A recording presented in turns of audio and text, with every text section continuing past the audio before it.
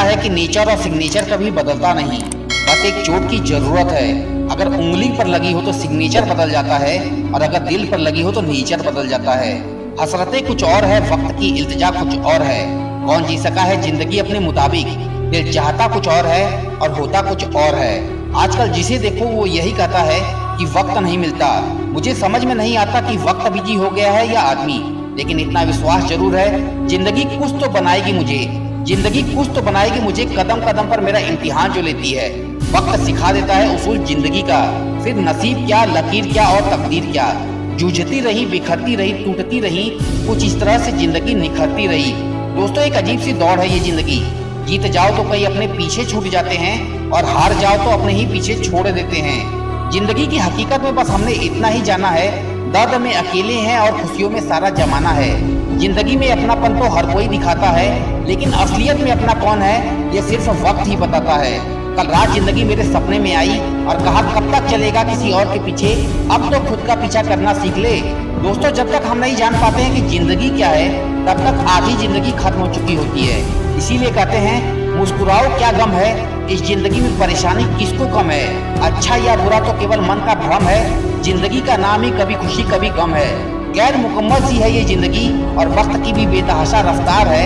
रात इकाई, नींद दहाई, ख्वाब सैकड़ा, दर्द हजार, फिर भी जिंदगी मजेदार है। जितने दिन तुमने जिंदगी को खुलकर जी लिया वही आपके दिन है, बाकी तो कैलेंडर की तारीखें हैं। क्योंकि जिंदगी तस्वीर भी है और तकदीर भी, फर्क तो सिर्फ रंगों का है। मनचाहे रंगों से बने हैं तो तस्वीर, अनचाहे रंगों से बने तो तकदीर।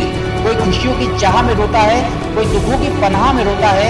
एक अजीब सिलसिला है जिंदगी का, कोई भरोसे के लिए रोया तो कोई भरोसा करके रोता है। इसीलिए कुछ इस तरह से मैंने अपनी जिंदगी आसान बना ली, किसी को माफ कर दिया और किसी से माफी मांग ली। दोस्तों, वीडियो के अंत में बस इतना कहना चाहूंगा, कबीरा यह तन खेत है, मनबज करम किसान, पाप पुण्य दुई बीज हैं, जोते बवै सुजान। यहाँ पर तुलसीदास जी कहते हैं कि हमारा शरीर एक खेत है और मन किसान है, तथा पाप व पुण्य दोनों बीज हैं। इस प्रकार खेत में जिस तरह का बीज बोकर खेती होती है, वैसी ही फसल प्राप्त होती है। उसी प्रकार शरीर रूपी खेत में मन रूपी किसान पाप पुण्य दोनों के बीज डालता है। इसमें से जो भी बीज किसान बोता है उसी की फसल भी काटता है।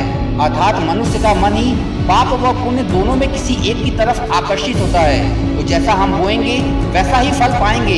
इसीलिए जिंदगी में अच्छे कर्म कीजिए ताकि भविष्य में आपको हमेशा अच्छे फल ही मिले। तो दोस्तों, जिंदगी में बस अच्छा करते जाइए और पॉजिटिव सोच लेकर अपने लक्ष्य की तरफ बढ़ते चलिए।